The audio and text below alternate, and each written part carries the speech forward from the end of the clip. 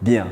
Sasa umwe muri top 10 superstar ba 2015 muri Primus Guma Guma Superstar season 5 akaba ndetse ari numwe mu bakobwa babiri bari muri Primus Guma Guma Superstar season 5 y'umwaka ni Pasi afite indirimbo nshasha yitwa Aiwe.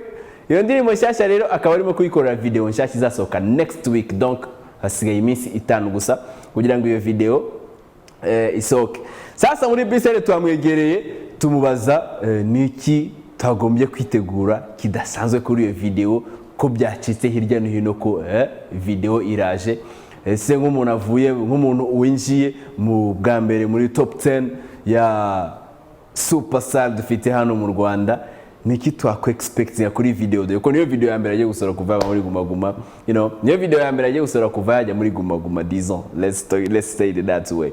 So twamwegereye uko niko iki nicyo kiganiro twabashije kugirana muri B-side. Amakuru ni meza cyane.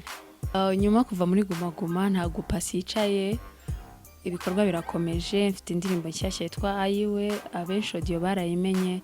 Igihe cyo gusohora video rero kikaba kigeze, harabura iminsi 5 gusa, 5 yonyine, donc video ikajya hanze. Urumva ko ibikorwa birimbanisha. Na Bernard muri Incredible.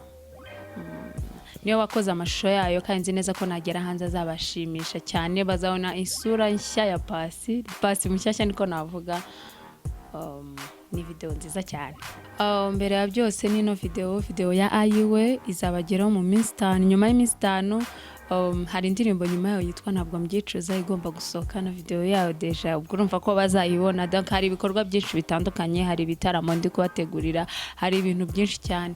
Nanabashimira uko bambaye hafi muri Guma Guma. Ni inshuro ya mbere nari ngiyemo, nzi neza ko umwaka utaningira amahirwe yo gusubiramo bizagenda neza kurushaho. Icyo mbasaba no kujya bahora bansengera, bakamba hafi, bakangira inama nk'izo bangiraga mu gihe cyashize, donc kubera ko kugira ngo mbone imbaraga zo gukora nuko banyereka ko bandi hafi kandi bashyigikiye. Nshimira abantu bose bambaye hafi, itangazamakuru, abafana banjye indangamirwa, babwira ko mbakunda. 2015 za umwaka w'amateka.